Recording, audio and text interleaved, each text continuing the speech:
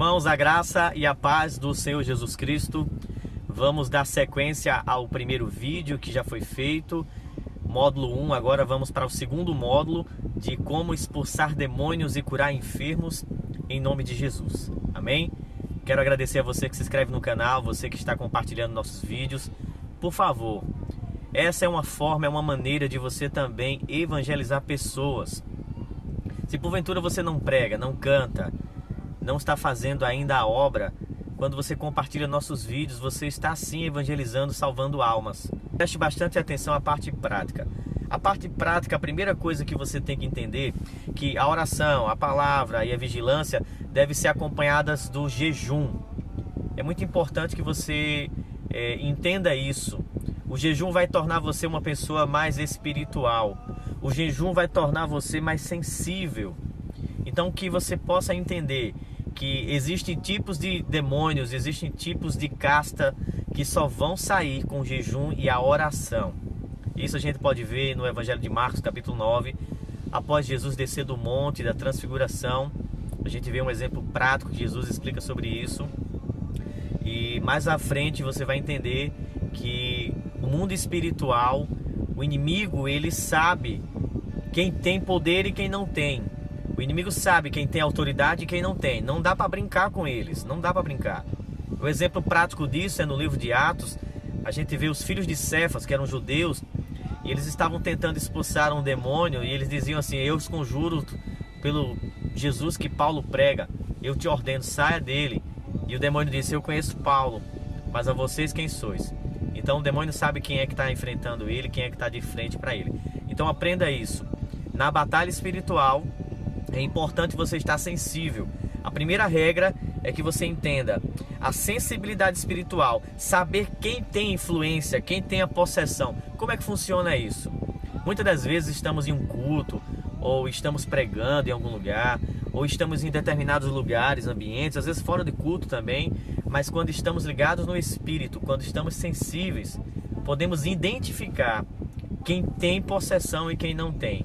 Então, através da busca, através do crescimento espiritual e do dom chamado discernimento de espíritos, você vai poder identificar quem tem influência, quem está com a possessão, qual é o tipo de demônio, qual é o tipo de espírito, qual é o tipo de atormentação que aquela pessoa vem sofrendo. Amém? E depois disso, consequentemente, você tem que ter a autoridade e usar da autoridade que o Senhor te permite. Então a regra número 2 é entender a autoridade que você já tem e exercê-la. Então aprenda na prática. Geralmente quando nos deparamos com uma manifestação, precisamos na mesma hora utilizar a autoridade dizendo o quê? Ver sinais, que o corpo daquela pessoa vai começar a dar sinais. Então que você possa naquela hora, naquela ocasião, se você tiver a oportunidade ou já teve, aprenda com o tempo e aprenda com os sinais. Se a pessoa começar a dar sinais na hora da oração, o corpo está balançando, ela começa a fazer movimentos descontroladamente, ela começa a perder o controle, ela começa a respirar ofegante, ela começa a ficar fora do normal. E você também, com a sensibilidade espiritual, você começa a sentir arrepios, você começa a sentir a presença negativa do mal. Então pode ter certeza que se você der a ordem, a voz de comando, os espíritos vão vir para fora mesmo e eles vão se manifestar, tá bom? Então entenda isso. Lembre-se, quando vier para fora o espírito, amarre-o. Fique de olho aberto. Cuidado, se ele tiver com alguma coisa na mão, a pessoa tiver com um copo, alguma coisa nas mãos, o ambiente for um ambiente que ela pode cair, bater a cabeça em um pilar, um degrau, uma cadeira, tenha muito cuidado na hora da oração, na hora da libertação, para que você não venha machucar aquela pessoa, tá bom? Ela vai cair, não vai sentir dor, mas depois, quando ela se recuperar, quando ela for liberta, ela vai sim sentir os transtornos do impacto do que aconteceu, tá bom? A terceira regra que eu posso estar aqui dizendo é você identificar quem são os espíritos. É importante você identificar e conversar, não entrevistar. Eu não costumo fazer muito isso. É tanto que eu tenho poucos vídeos no canal que eu não gosto muito de expor as pessoas. Alguns foram publicados, mas outros a gente não consegue publicar em questão de respeito e tudo mais.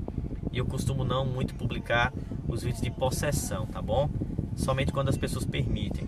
Então, descubra qual é a influência, descubra qual é o espírito, descubra quem é que está agindo, como está agindo. Você consegue fazer isso na conversa e ele mesmo vai se entregando. Ele é muito besta, ele se entrega. Ele vai dizendo o que recebeu, o que fez. E é exatamente nesse momento que você tem que ter a visão e o discernimento espiritual para que você possa, de uma forma bem eficaz e de uma forma bem, como eu posso dizer, menos desgastante, que você possa salvar aquela alma. Porque muitas das vezes você começa a entrar em conflito, em combate, e começa uma peleja. E eu digo porque eu já passei por experiência de passar horas e horas em libertação, e era a legião saindo, legião voltando, ia uma, saía outra. E detalhe, geralmente nesse processo, se você sentir que você está muito cansado, está muito exausto, você pode pedir, que seria a quarta regra, você pode pedir auxílio aos anjos do Senhor. Mas pastor, como é isso? Isso é heresia, pastor. Muitas pessoas não entendem ainda, porque não vivenciam esse ministério de libertação. Muitas pessoas começam a julgar e apontar porque não entendem muito o ministério de libertação. É muito vasto, o mundo espiritual é muito grande. Então a quarta regra é você pedir auxílio aos anjos. Mas pastor, onde é que está isso? A Bíblia diz no livro de Hebreus que os espíritos ministradores, os anjos, eles trabalham em favor dos santos, daqueles que vão herdar a salvação. Eles trabalham para quê? Para nos proteger e também para nos auxiliar em batalhas. Então você pode sim pedir auxílio aos anjos. Na hora da batalha, em nome de Jesus Cristo, você não vai dizer, Miguel vai para lá, Miguel vai para cá, que nós não temos poder para mandar em Miguel. Tá bom? Que a gente vê por aí algumas coisas acontecendo e algumas pessoas até ficam criticando e falando, e eu não quero entrar nessa questão. Eu quero apenas dizer a você que tudo que você pedir ao Pai no nome de Jesus, Ele vos concederá. Se estiverdes nele, permanecerdes nele, Ele fará para a glória de Deus e para a glória do próprio nome dele, tá bom? A promessa já foi liberada. Então, em nome de Jesus Cristo, você pede ao Senhor para que Ele traga reforços, anjos de guarda. Geralmente quem trabalha com libertação, sempre o Senhor coloca um anjo à sua direita, um anjo forte, um anjo de guerra. Então esse anjo você pode sim, quando o inimigo sai correndo, a pessoa que está manifestada, por exemplo, eu vou dar um exemplo que aconteceu já conosco, de estar orando para uma pessoa que está com legiões e o inimigo tomou o corpo da pessoa e saiu correndo. A pessoa rasgou a roupa e saiu correndo. E na hora, o que é que veio? Eu não posso correr até a pessoa porque foi embora, correu. Então nessa hora você vai pedir aos anjos para trazer aquela pessoa, para trazer aquele corpo daquela pessoa e para trazer aqueles demônios amarrados. Então você pode pedir aos anjos do Senhor Jesus e também para Jesus, para trazer ele aos nossos pés, aos pés dos servos. Porque a Bíblia diz, pisarás em serpentes e escorpiões e todo o poder do mal. Eu vos dou autoridade. Então você tem autoridade, usa autoridade, peça reforço aos anjos, tá bom? Outra coisa importante, o vídeo já está ficando com 9 minutos, mas é importante você escutar sobre isso. É interessante você entender o pacto. Às vezes acontece da pessoa estar naquela guerra, na peleja, na hora da manifestação, na hora do processo de libertação, e ali o inimigo fica guerreando, ele às vezes não quer ceder, não quer deixar o território dele. Então é importante você entender quais foram as legalidades que foram dadas, porque às vezes a pessoa deu uma legalidade, às vezes a pessoa fez um pacto, às vezes a pessoa fez um trabalho, alguém fez um trabalho, às vezes o demônio recebeu algo. Então é nessa hora que você vai pedir com autoridade para que o demônio desfaça o laço, desfaça o trabalho, desfaça o pacto. Então na oração você começa a conduzir aquele momento com a direção de Deus, você vai orando e vai libertando aquela alma, e o Espírito Santo vai te conduzindo para identificar o que foi que aconteceu. E o próprio inimigo, você perguntando, ele vai falando, ele vai se entregando. E é aí que você começa a perceber que a sexta regra é você entender que o inimigo, ele começa a dar sinais. Então preste atenção no que eu estou falando. Na hora da libertação, quando o inimigo vai perdendo as forças, ele vai dando sinais. E geralmente as primeiras legiões, elas ficam à frente. Os primeiros demônios, esses demônios que se manifestam logo de início, são os mais fracos. Os últimos são os mais guerreiros, são os mais valentes. Então você tem que pedir para o cabeça assumir. Você tem que expulsar a legião, continuar expulsando. E vale salientar um detalhe muito importante.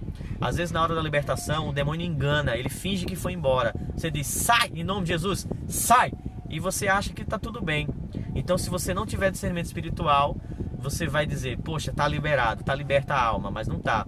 Então é nessa hora que você vai fazer a pessoa confessar Jesus Cristo, fazer aliança com o Cordeiro, porque naquele momento que ela foi liberta, a resposta e os sinais que você vai saber se aquela alma está liberta é na hora da confissão. Se na hora da libertação ela chorar, ela ficar em paz, se você olhar no olhar dela e você pedir para ela fazer a confissão, a aliança, entregar o coração, e ela fizer a confissão, ela confessar Jesus Cristo, tudo bem, ela está livre. Mas na hora da confissão, como sinal, para você entender como ponto de sinal, se ela começar a enrolar a língua, se ela começar a ficar meia sonolenta, se ela começar e você sentir que a influência voltou, que você sente quando o Espírito está voltando, que ele começa a tomar conta do coração daquela pessoa novamente, é nessa hora que você vai resistir novamente e vai pedir para que o valente, o cabeça, ele venha para fora, para que o cabeça, aquele que é o chefe, aquele que está sobre a coroa, aquele que está sobre aquele corpo, aquela alma. Então você vai pedir para aquele que dominou a alma, aquele que está sobre todos os demônios,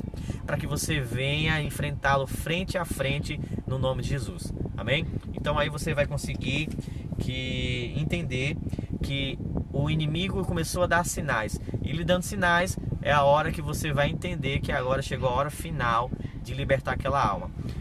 A sétima regra que eu posso dizer para vocês agora, a sétima regra eu utilizo isso tanto para curar enfermos quanto para expelir demônios. Eu falei muito mais para a parte prática de expelir demônios do que para a parte de curar enfermidades. Como o vídeo já está um pouco comprido, a gente vai pausar esse vídeo, vai frisar esse vídeo apenas na parte de expulsando demônios, e depois no próximo vídeo a gente vai falar como curar enfermidades, tá bom? Então a parte da sétima regra, ela funciona tanto para a enfermidade quanto para expelir demônios. A sétima regra é você amar.